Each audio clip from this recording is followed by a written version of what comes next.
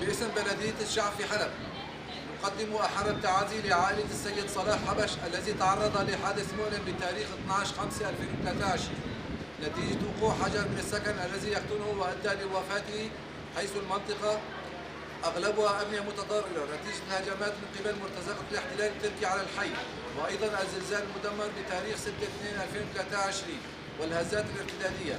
ونحن في المكتب الفني في بلدية شعب نبين بأن عدد الأبنية المتضررة 439 بناء، والأبنية ذات الخطورة العالية عددها 12 بناء، وهذه الأرقام قابلة للزيادة بسبب الهزات الارتدادية وتسريب مياه الصرف الصحي ومياه الشرب إلى الأقبية.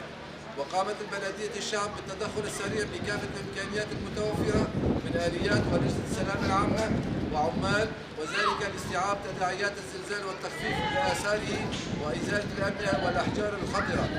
وقد تم تقديم تصريح عن هذا الوضع بالإمكانيات ومناشدة منظمات حقوق الإنسان للتدخل، ولكن بوجود الحصار الخانق المفروض على أحياء الشيخ مقصود والأشرفية ومناطق الشهباء من قبل الحواجز الفرقة الرابعة المنتشرة حول هذه المناطق ما قبل الزلزال والحين الآن، مما أدى إلى إضعاف قدرات البلدية والمواطنين لترميم الأبنية، وذلك بمنع دخول الآليات والمواد اللازمة للترميم.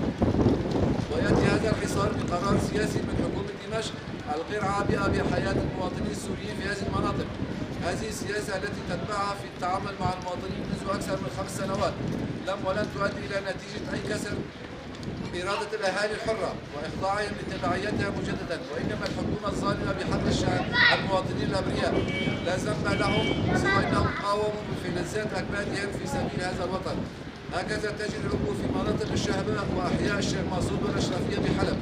ونكرر المناشدة حيث يجب على المجتمع الدولي والمنظمات الحقوقية والمعنية بهذه الأمور أن تضغط وبشكل جدي على حكومة دمشق من أجل رفع هذا الحصار اللا إنساني.